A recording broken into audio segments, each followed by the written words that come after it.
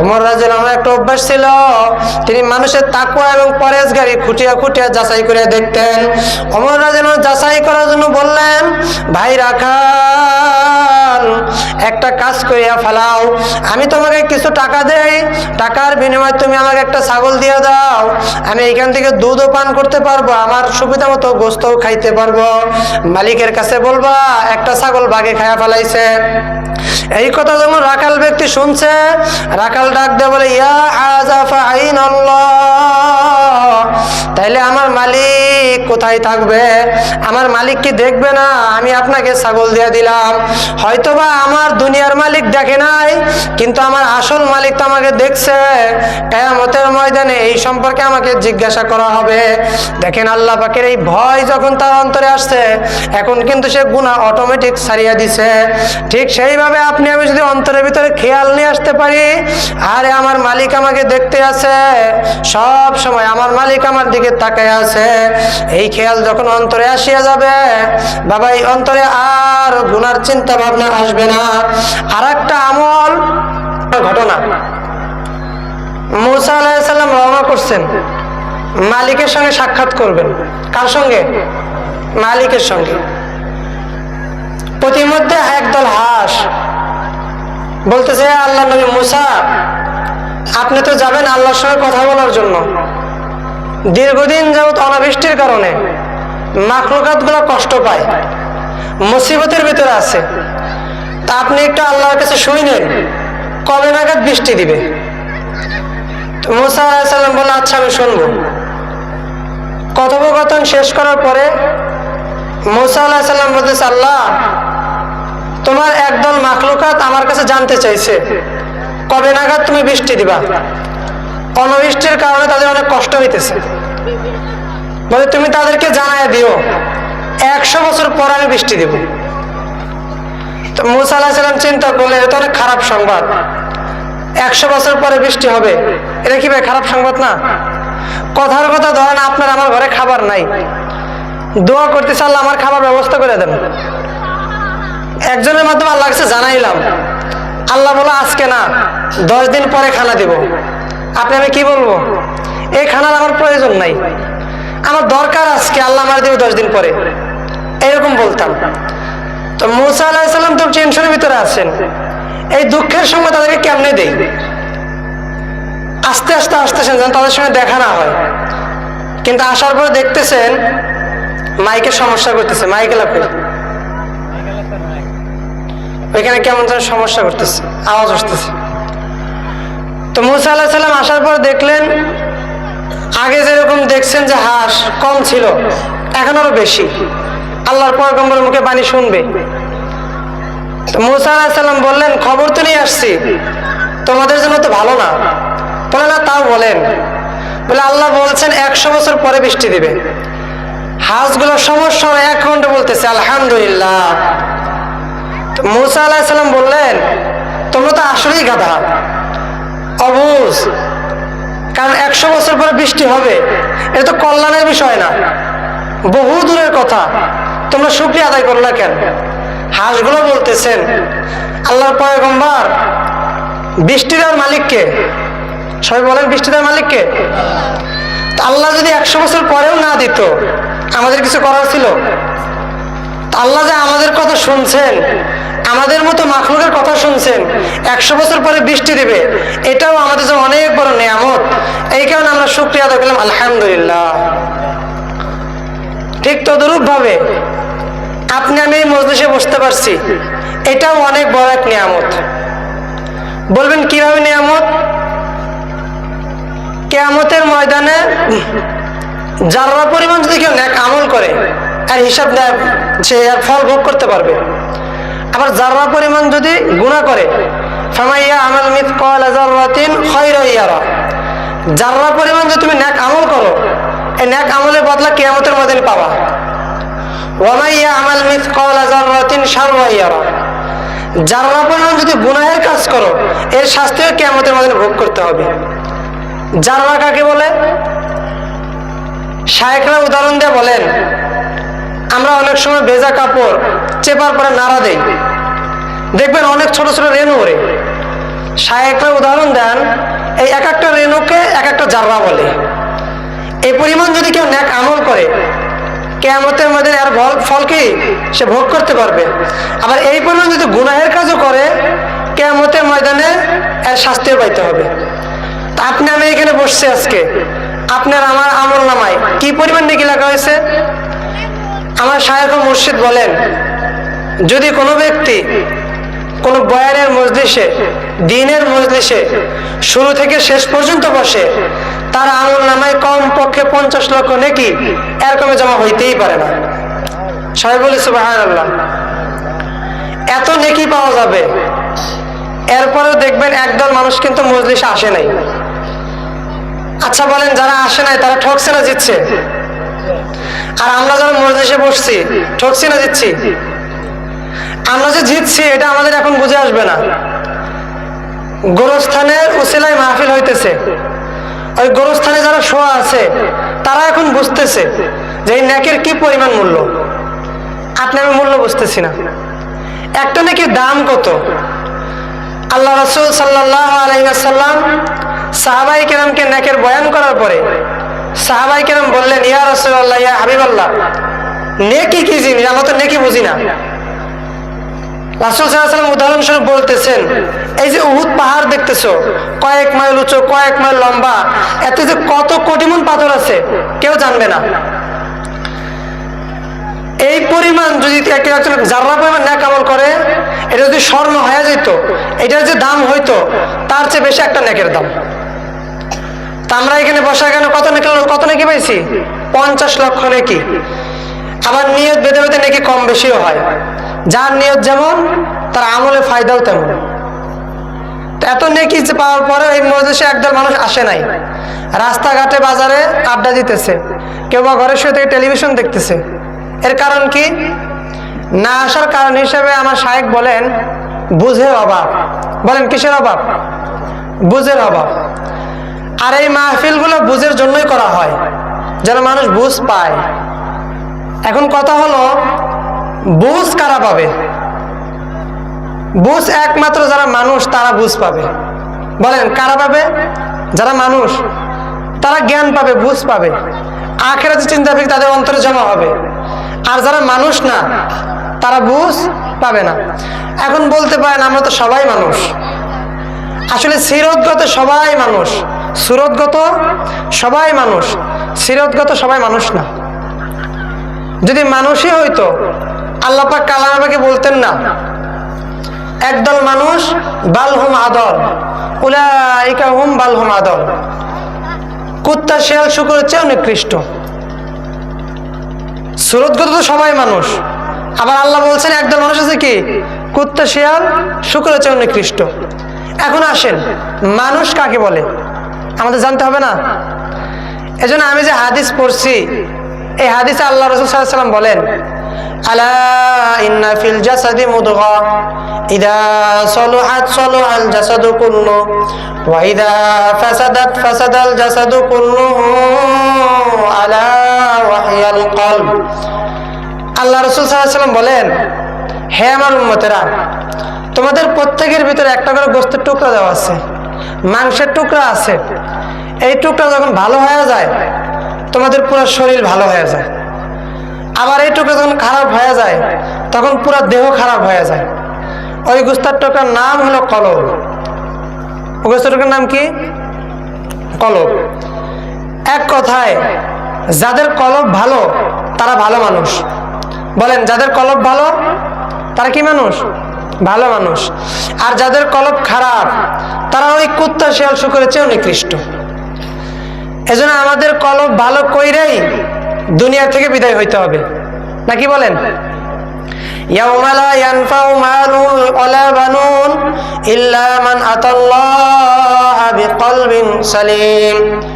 আল্লাহ পাক রব্বুল আলামিন কালামে পাকে ইরশাদ করেন, কিয়ামতের ময়দানে তোমাদের ধন সম্পদ, তোমাদের বাড়ি গাড়ি কোনো কিছুই কাজে আসবে না।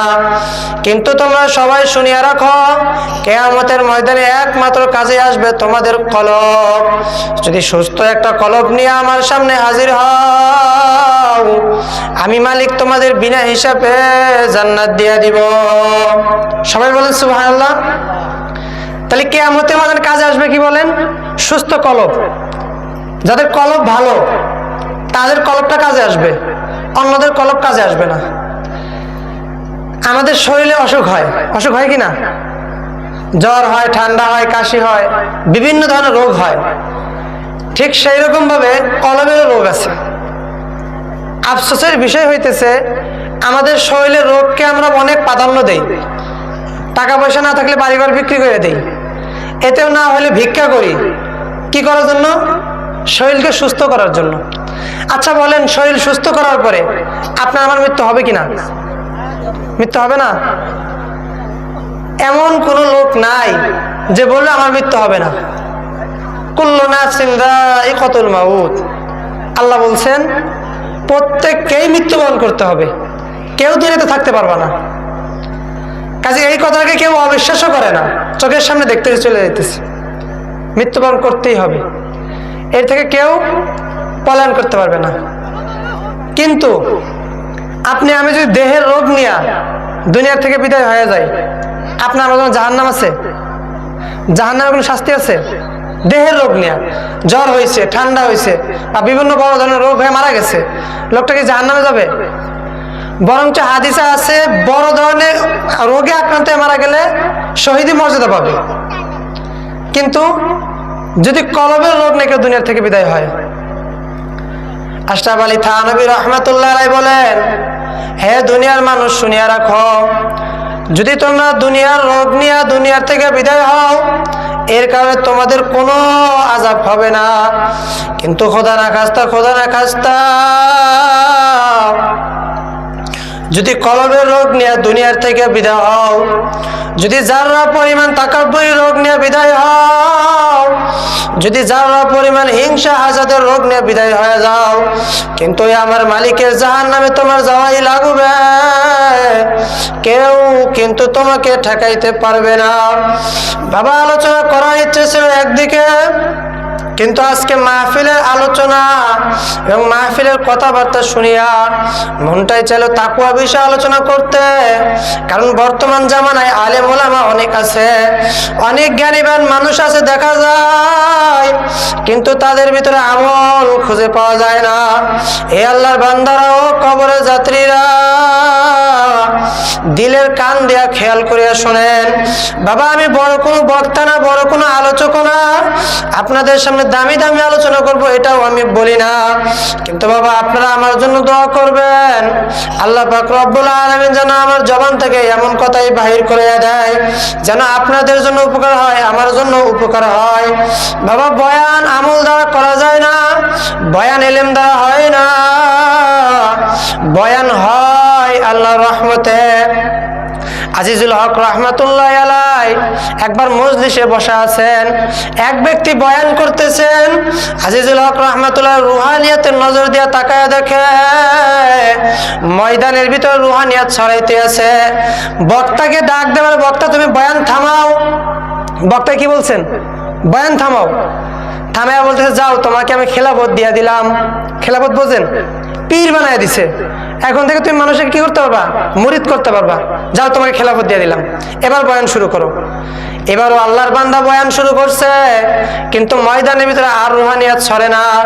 আল্লাহর ওলি টের পেয়ে গেছেন আসলে এই কেরামত বক্তার না, এই ময়দানে এমন এক আল্লাহওয়ালা আছে যে হয়তোবা মূর্খ, হয়তোবা আলেম না, কিন্তু তার ভিতরে আল্লাহ পাকের সঙ্গে পরিচয় হয়ে গেছে। ওই আল্লাহওয়ালা নেক নজর দিয়ে বক্তার দিকে তাকাইছে, এই কারণে এই বক্তার থেকে রুহানিয়াতের আলো ছড়তে আছে। আবার বয়ান থামায়া দিয়া বলে, এ বক্তা তুমি বয়ান থামাও। থামায়া দিয়া বলে, তোমাকে যে আমি খেলাফত দিছিলাম, আমার খেলাফত আমি উদ্র করিয়া নিলাম, আমার খেলাফত তোমার থেকে উঠাইয়া নিলাম। কারণ হিসেবে হুজুর বলেন, বলে আমি যখন প্রথম তোমাকে খেলাফত দিছি তখন দেখছি তোমার বয়ান দ্বারা ময়দানের ভিতর রুহানিয়াত ছড়াইতে আছে, মনে করেছে এটা তোমার কেরামত, তোমার বুঝি মালিকের সঙ্গে সম্পর্ক হয়ে গেছে। কিন্তু যখন তোমাকে খেলাফত দিয়ে বসাইছি এখন দেখি না না, এই বরকত এই কেরামত তো তোমার না, ময়দানের আল্লাহওয়ালার। এই জন্য বয়ান কিন্তু বাবা বক্তার দ্বারা হয় না। আপনারা দোয়া করলে আল্লাহ চাইতো ভালো ভালো কথাও বাহির করে দিতে পারে। আজকে আমি আপনাদের সামনে আলোচনা করব তাকওয়া বিষয় নিয়ে। কি বিষয়? বিরক্ত হইতেছেন? তাকওয়া মহা মূল্যবান এক সম্পদ। স্টেজে ওঠার আগে আমার শাশুড়ি বলছিলেন, এইখানে প্রজেক্টরের মাধ্যমে ওয়াজ শোনানো হয়। প্রজেক্টর লাগান কিনা আপনারা? আচ্ছা বলেন, এই যে মাহফিলে আয়োজন করছেন, গুনার জন্য করছেন না নেকের জন্য করছেন? দুনিয়া কামানোর জন্য করছেন না আখিরাত কামানোর জন্য করছেন? যদি আখিরাতের নিয়তি হয় তো প্রজেক্টর কেন লাগাবেন? আপনার মেয়ে রহিমাকে আমি দেখবো, আমার জন্য জায়েজ আছে? আপনার মেয়ে রহিমা আমাকে দেখবে, জায়েজ আছে? ফতোয়া কিন্তু আপনারা দিচ্ছেন, আমি দেই নাই। আর ফতোয়া দেওয়ার যোগ্যতা আমি রাখিও না, ফতোয়া দিতে চাইও না। শুধু আল্লাহ ওয়ালাদের নির্দেশ, প্রজেক্টরওয়ালা মজলিসে বয়ান করবা না, এই জন্য প্রজেক্টরওয়ালা মজলিসে বয়ানও করি না। তো যদি এখনো লাগানো হয় নাই তো লাগাবে ইনশাল্লাহ, আমার পরে হয়তো বা লাগাবে, আমার বেলায় লাগায় নাই, পরে হয়তো বা লাগাবে। এই কারণে মাহফিলে বরকত উঠে যায়, গুনাহও হয়, নেকের আলোচনাও হয়, দুটো একসঙ্গে হয় না। যদি আপনি নেকের মজলিসে গুনাহের আমল করেন, ওই আমলে বরকত থাকে না। তো এটা সাধারণ মানুষকে বোঝানো খুব কঠিন। সবাই চিন্তা করে প্রজেক্টর না লাগালে তো মহিলারা আসে না। মহিলারা আসুক বা না আসুক, ওয়াজের নিয়ত খালেস থাকতে হবে। এখন বর্তমান আমরা যারা বয়ান করি তাদের নিয়ত টাকা কামানো, যারা বয়ান করায় তাদের নিয়ত টাকা কামানো। হেদায়েতের নিয়ত কারণ নাই। বক্তা ওয়াজ করে মানুষের হেদায়েতের জন্য, এটাও করে না। যারা ওয়াজ করাইতেছে তারাও মানুষের হেদায়েতের জন্য, এটাও করে না। এজন্য দেখবেন বছরকে বছর মাহফিল হয়, মুসল্লি বাড়ে না। বছরকে বছর কি হয়? মাহফিল হয়, কিন্তু মুসল্লি বাড়ে না। আমাদের এলাকায় বাৎসরিক মাহফিল হয়। প্রথম বছর আমাকে আলোচনা করতে দিছে, তা আলোচনা করলাম, দেখলাম প্রজেক্টর, বললাম প্রজেক্টর বন্ধ করেন। প্রথম বছর বলে বন্ধ করাইলাম, কথা তো শোনে না। দ্বিতীয় বছর আবার প্রজেক্টর নিয়ে আসছে। তা আমার মনে তো একটু ব্যথা। আমি চাই মানুষগুলো দিনের বুঝ পাক। শুধু আমি না, আমার শায়েকরাও চান মানুষটা আল্লাহওয়ালা হয়ে যাক। আমাদের দল ভারী করতে আমরা চাই না। শায়েকরা বলেন, আমরা বলি না আপনারা চরমনে আসেন, আমাদের কথা শোনেন। আমরা বলি আপনার দিল নরম করে, চোখে পানি নিয়ে যেইখানে যান নেক আমল করে দুনিয়া থেকে বিদায় হন। দ্বিতীয় বছরও মাহফিল প্রজেক্টর নিয়ে আসছে। এখন আমি নিচে বসে ওয়াজ শুনতেছি, বয়ান করার পরে বয়ান শুনতেছি। এখন প্রধান বক্তা যখন উঠলেন, আলহামদুলিল্লাহ কওমি আলেম ছিলেন, প্রজেক্টর বন্ধ করে দিচ্ছেন। তৃতীয় বছর আবার আলোচনা করলাম। আলোচনা করে প্রধান বক্তা আসছেন বিনিয়ামিন সাদি, মাওলানা বিনিয়ামিন সাদি। তো হুজুর আমাকে অনেক মহব্বত করছেন। তখন ঘরের ভিতরে যাওয়ার পর বললাম, হুজুর মনে একটা কষ্ট হইতেছে, আমাদের এখানে হাজারবার বললেও প্রজেক্টর বন্ধ করাইতে পারি না, তা আপনি একটু প্রজেক্টরের কথা বললেন। তো হুজুর উঠলেন, ওইটা অনেক কঠোরভাবে হুঁশিয়ারিতে জানাইলেন, প্রজেক্টরের কারণে বরকত নষ্ট হয়ে যায়, গুনাহও চলবে নেকও চলবে, দুইটা একসঙ্গে হইতে পারে না। এরপরে হুজুর আমাদের মধ্যে সবাইকে তওবা করাইছে, সভাপতি সহকারে সবাইকে নিয়ে। দ্বিতীয় বছর আর প্রজেক্টর লাগাবেন না।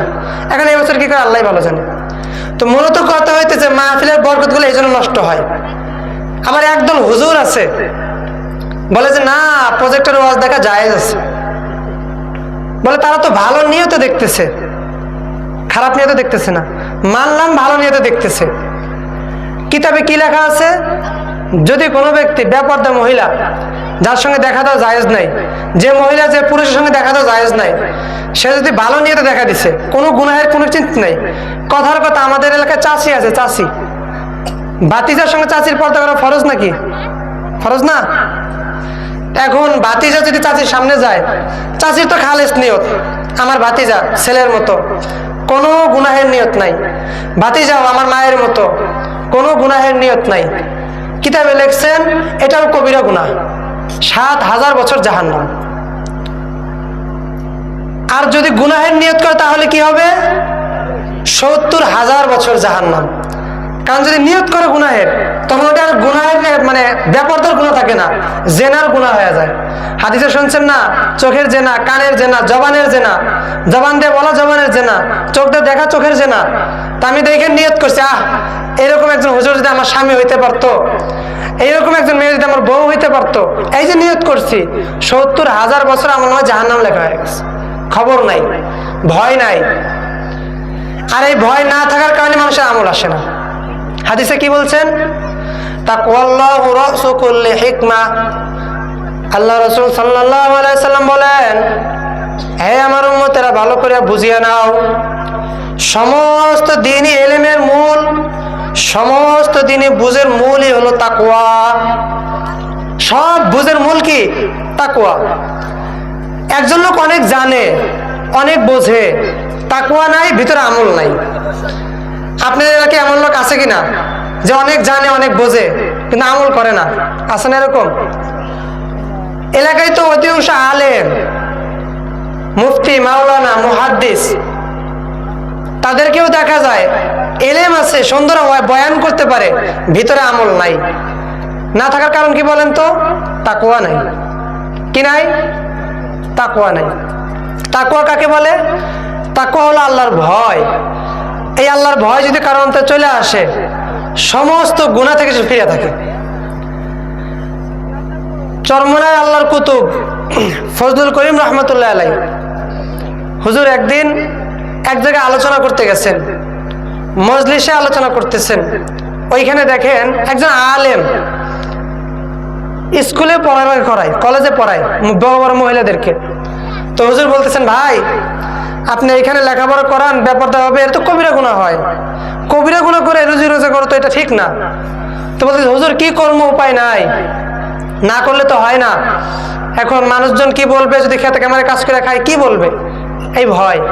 আচ্ছা বলেন, লোকটা কি ভাই? আলেম, তার ভিতরে ভয় নাই। এখন যদি আমি এখানে না পড়াই, চাকরি বাকরি পাই না, হুজুর বলে তাহলে কামলা দেখান। বলে কামলা দেখালে তো মানুষে কি বলবে, মানুষে কি বলবে? হুজুর আর একজনের ঘটনা বলতেছেন, একজন লোক ব্যাংকের চাকরি ছেড়ে দিছে। কেন? বলছে ব্যাংকের চাকরি হারামযুক্ত টাকা, আমি ব্যাংকের চাকরি করব না। তো উনি কি করতেছেন? কর্মজীবী করতেছেন, ক্ষেত খামারে কাজ করেন, রাজমিস্ত্রির কাজ করেন, ইত্যাদি কাজ কাম করেন। তো হুজুর বলে, বাবা আপনার কষ্ট হয় না? বলে, কষ্ট হয় হোক, কিন্তু আমি এই গুনাহের কাজ করি আর রুজি রোজ করবো না। এ লোক আলেম না, উনি আলেম, ওনার ভিতরে বুঝ নাই, এলেম আছে। এনার ভিতরে আল্লাহ বুঝ দিয়ে দিছে, গুনাহ করা যাবে না। এই জন্য তাকওয়া মানুষকে গুনাহ থেকে ফিরিয়ে রাখে, আর যদি এলেম থাকে তার জন্য সহায়ক হয়। এই জন্য অনেক লোকের এলেম আছে কিন্তু আমল নাই, ভিতরে তাকওয়া নাই, আল্লাহর ভয় নাই। এই জন্য আল্লাহ পাক তাগিদ দিয়ে বলেন, ইয়া আইয়ুহাল্লাযীনা আমানুত্তাকুল্লাহা হাক্কা তুকাতিহি ওয়া লা তামুতুন্না ইল্লা ওয়া আনতুম মুসলিমুন। আল্লাহ পাক রব্বুল আলামিন বলেন, হে আমার ঈমানদার বান্দা বান্দিরা, তোমরা আমাকে যথাযথভাবে ভয় করো, হাক্কা তুকাতিহি, ভয় করার মতো ভয় করো, এবং খবরদার মুসলমান না হয়ে কেউ মরবা না। এখানে আল্লাহ দুইটা কথা বলছেন। কয়টা কথা? একটা হলো মুসলমান তাকওয়া অর্জন করবা, আল্লাহকে ভয় করবা। 2 নাম্বার হচ্ছে মুসলমান না হয়ে মরবা না। কিন্তু আল্লাহ মুসলমানের কথাটা 2 নাম্বারে বলছেন। কেন বলছেন? বলে যদি তাকওয়া ভিতরে অর্জিত হয় তো সে খাঁটি মুসলমান আপনিই হয়ে যায়, আর যদি তাকওয়া না থাকে সে খাঁটি মুসলমান হইতে পারে না, কারণ তার ভিতরে আল্লাহর ভয় থাকে না। দুনিয়ার ক্ষেত্রেও দেখবেন, যদি বন্তরের ভিতরে ভয় থাকে, যে দেশের ভিতরে শাস্তির প্রয়োগ থাকে, ওই দেশের ভিতরে কি হয়? অপরাধ কম হয়। আর যে দেশে শাস্তির কোনো ভয় নাই, ওই দেশে অপরাধ বাড়তে থাকে। এই জন্য আল্লাহ রব্বুল আলামিন আপনার আমার জন্য জাহান্নাম বানায় রাখছেন, ভয়ের জায়গা। জাহান্নামের ভয়ে বান্দাবান্দির ইবাদত করবে, আল্লাহকে ভয় করবে। কিন্তু কথা হইতেছে, দুনিয়ার আইন ফাঁক ফুকুর করে বাইর করা যায়, গোপনে গুনাহ করা যায়, গোপনে অন্যায় করা যায়, কিন্তু আল্লাহর কাছে ফাঁকি দেওয়ার কোনো সুযোগ নাই, কারণ আল্লাহ সব কিছু দেখেন। দেখেন কি দেখেন না? গোপন প্রকাশ আপনার আমার জন্য, আল্লাহর জন্য না। আল্লাহর জন্য কোনো গোপন প্রকাশ্য নাই। আল্লাহর জন্য সব সমান। আল্লাহ রাতেও যেমন দেখেন, দিনেও তেমন দেখেন। বলে অন্ধকার রাত্রিতে একটা পিপিলিকা হাইটে যাইতেছে, এটাও আল্লাহ দেখতেছেন। সে যে হাঁটতেছে, হাঁটার আওয়াজ আল্লাহর কান পর্যন্ত পৌঁছাইতেছে। তা আল্লাহর কাছে কোনো কি নাই, গোপনীয় কিছু না, আল্লাহ সব দেখেন। এবং আল্লাহ বলেন, বান্দা আমার ধরাও কিন্তু শক্ত ধরা, আমার ধরা কিন্তু দুনিয়ার ধরার মতো না। দুনিয়াতে যারা জেলখানায় যায়, পুলিশটা শাস্তি দেয়, দেখবেন শাস্তি দিতে দিতে অনেক আহাজারি করে, কান্নাকাটি করে, শাস্তির মাত্রা কমায় দেয়। আল্লাহ ডাক দিয়ে বলেন, বান্দা আমার আযাব কিন্তু ওইরকম না, আমি মালিকের আযাব দুনিয়ার আযাবের মতো না। আর তুই কি মনে করছো যে তুই এখানে আসার পর তোর আযাব কমায় দেওয়া হবে? আল্লাহ বলছেন, না, আযাব কমানো হবে না, বরং বাড়াইতেই থাকবে, বাড়াইতেই থাকবে। লা ইয়ামুতু ফিহা ওয়ালা ইয়াহইয়া, এমন একটা উপায় হবে বলে শাস্তির কারণে মানুষ বাঁচবেও না, মরবেও না, মরা এবং বাঁচার মাঝখানে থাকবে। আল্লাহ রাব্বুল আলামিন বলে, বান্দা তুই যখন আমার কাছে আসবি, আমি যখন তোকে দরিয়ায় ফালাইব, আমার এইখান থেকে ভাগার কোনো জায়গা নাই। দুনিয়াতে ধরা পড়লে, পুলিশের কাছে ধরা পড়লে তদবির করে বাহির করা যায়, কিন্তু আমি মালিকের কাছে তদবির করার মতো কোনো মানুষ নাই, কোনো ব্যক্তি আমার কাছে তদবির করবে না, আর তুই ছাড়াও কিন্তু পাইতে পারবি না। আর দুনিয়ার পুলিশটা যেমন তোকে বেতলাঘাত করলে অনেক সময় মায়া লাগিয়া যায়, অনেক সময় দয়া করিয়া তোর মাত্রা কমায়া দেয়, কিন্তু আমি মালিক এমন ভাবে আমার আযাবের জায়গা বানিয়ে রাখছি। হাদিসের ভিতরে রাসূল বলেন, যেই সব ফেরেশতারা কিনা আল্লাহর পাকের পক্ষ থেকে আযাবের কাছে নিযুক্ত আছেন, তাদেরকে অন্ধ বানানো হবে, কাজে তারা কি পরিমাণ আযাব ভোগ করতেছে তারা দেখবে না, আর তাদের অন্তরে মায়াও আসবে না, এবং তাদেরকে বধির বানানো হবে, তারা কানে শুনবে না। এই মারার কারণে তাদের কি পরিমাণ চিৎকার করতেছে, কেমন আওয়াজ করতেছে, এই আওয়াজ ফেরেশতাদের কানে যাবে না, না যাওয়ার কারণে তাদের কাছে কোনো মায়াও হবে না। কেমন শাস্তি দেওয়া হবে? রাসূল বলেন, ফেরেশতার হাতে এমন গুরজু থাকবে, যদি ওই গুরজুতে উহুদ পাহাড়ের উপরে বাড়ি দেওয়া হইতো, ওই উহুদ পাহাড় ভাঙ্গিয়া চুরমার হয়ে যাইত। এমন গুরজুতে আপনার আমার প্রতি শাস্তি দিতে থাকবে। কাজেই বাবা, যদি তাকওয়া নিয়ে দুনিয়া থেকে বিদায় হয়ে যাইতে পারি, আল্লাহ পাক রব্বুল আলামিন চাহেন তো দুনিয়া থেকে বিদায় হওয়ার সঙ্গে সঙ্গে আমার মালিক আমার বন্ধু হয়ে যাবে, আর আমার মালিক আমাকে সুন্দরভাবে তার বেহেশতে ঢুকাইয়া দিবে। এজন্য বাবা তাকওয়া অর্জন করতে হবে। তাকওয়া অর্জন করার পদ্ধতি দুইটা। এক নাম্বার পদ্ধতি, ওয়াত্তাকুল্লাহ ইন্নাল্লাহা খাবীরুম বিমা তা'মালুন। আমার মালিক সব কিছু দেখতেছেন, এই খেয়াল অন্তরে রাখা। বাবা, যদি ওই খেয়াল কারো অন্তরে আসিয়া যায়, ওই আল্লাহর বান্দার গুনাহ করতে পারে না। আল্লাহ ওমর রাদিয়াল্লাহু আনহু জামার ঘটনা। ওমর রাদিয়াল্লাহু আনহু একদিন সফরে বাইর হয়ে গেছেন, পেটে অনেক ক্ষুধা, তাকায় দেখে এক রাখাল ছাগল চড়াইতে আছে। রাখালকে ডাক দিয়ে বলে, রাখাল তুমি আমাকে একটু দুধ পান করাও, আমার অনেক ক্ষুধা লাগছে। রাখাল ডাক দিয়ে বলে, ভাই আমার মালিক তো আমাকে অনুমতি দেয় নাই, আমি আপনাকে দুধ পান করাইতে পারবো না, এটা আমার জন্য জায়েজ না, এটা আমার মালিকের অনুমতি নাই। ওমর রাদিয়াল্লাহু আনহু একটা অভ্যাস ছিল, তিনি মানুষের তাকওয়া এবং পরেজগারি খুঁটিয়া খুঁটিয়া যাচাই করে দেখতেন।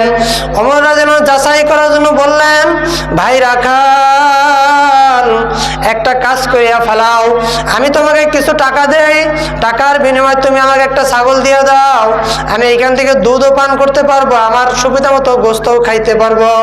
মালিকের কাছে বলবা একটা ছাগল বাগে খায়া ফেলাইছে। এই কথা যখন রাখাল ব্যক্তি শুনছে, রাখাল ডাক দিয়ে বলে, ইয়া আযাফা আইনাল্লাহ, তাইলে আমার মালিক কোথায় থাকবে? আমার মালিক কি দেখবে না আমি আপনাকে ছাগল দিয়ে দিলাম?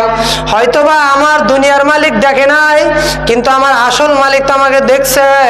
কিয়ামতের ময়দানে এই সম্পর্কে আমাকে জিজ্ঞাসা করা হবে। দেখেন, আল্লাহ পাকের এই ভয় যখন তার অন্তরে আসছে, এখন কিন্তু সে গুনাহ অটোমেটিক ছাড়িয়ে দিছে। ঠিক সেইভাবে আপনি আমি যদি অন্তরের ভিতরে খেয়াল নিয়ে আসতে পারি, আরে আমার মালিক আমাকে দেখতে আছে, সব সময় আমার মালিক আমার দিকে তাকায় আছে, এই খেয়াল যখন অন্তরে আসিয়া যাবে বাবা, এই অন্তরে আর গুনার চিন্তা ভাবনা আসবে না। আর একটা আমলটা হইতেছে আল্লাহ রাব্বুল আলামিন কোরআনে কারিমে ইরশাদ করেন, ইয়া আইয়ুহাল্লাযীনা আমানুত্তাকুল্লাহা ওয়া কুনু মা'আস সাদিকিন। আল্লাহ রাব্বুল আলামিন ঘোষণা করিয়া দেয়, হে আমার ঈমানদার বান্দা বান্দীরা, তোমরা সবাই সাদিকিনদের সঙ্গী হয়ে চলো। কাদের সঙ্গী হয়ে? সাদিকিনদের সঙ্গী হয়ে। প্রথম বলছেন তাকওয়া অর্জন করো, পরে বলছেন সাদিকিনদের সঙ্গী হও।